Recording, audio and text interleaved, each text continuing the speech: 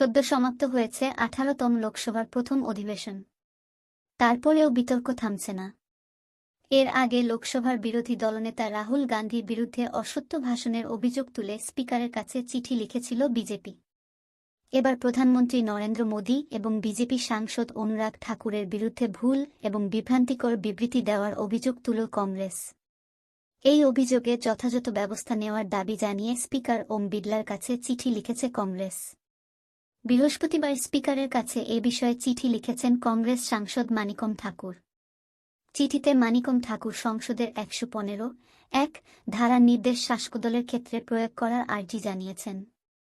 উল্লেখ্য, ওই নির্দেশ অনুযায়ী লোকসভার কোনো সদস্য যদি মন্ত্রী বা অন্য কোনো সাংসদের বিবৃতিতে তথ্যগত ভুল বা অসত্য তথ্য খুঁজে পান, তাহলে সংসদে বিষয়টি তোলার আগে সংশ্লিষ্ট বিষয়ে স্পিকারকে চিঠি লিখবেন।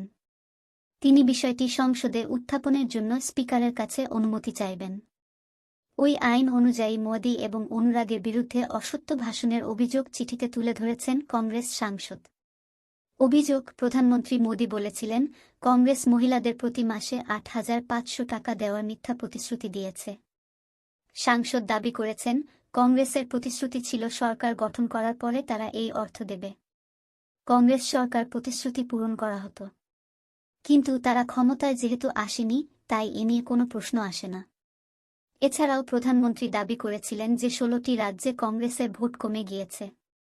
সেই প্রসঙ্গেও কংগ্রেস সাংসদ দাবি করেছেন, এই বক্তব্য ভুল। কারণ হিমাচল প্রদেশ, উত্তরাখণ্ড, কর্ণাটক প্রভৃতি রাজ্যে কংগ্রেসের ভোট বেড়েছে। প্রধানমন্ত্রীর আরও দাবি ছিল যে কংগ্রেসের আমলে সেনাবাহিনীর জন্য কোনো বুলেট প্রুফ জ্যাকেট দেওয়া হয়নি। সেই দাবিও ভুল বলে দাবি করেছেন মানিকম। তিনি জানান, জ্যাকেট দেওয়া হয়েছিল, কিন্তু জ্যাকেটের ঘাটতি ছিল।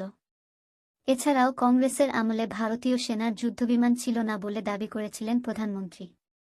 সেই অভিযোগ উড়িয়ে কংগ্রেস সাংসদ বলেছেন, কংগ্রেসের আমলে জাগুয়ার, মিগ-29, সুখোই 30, মিরাজ 2000 এর মতো যুদ্ধবিমান ছিল।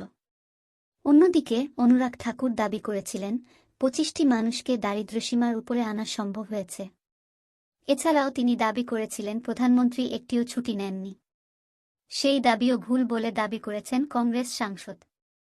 এ বিষয়ে তাদের বিরুদ্ধে ব্যবস্থা নেওয়ার আবেদন জানিয়েছেন তিনি। এই সমস্ত বিতর্কিত অংশ মুছে ফেলার আর্জি জানিয়েছেন মানিকম।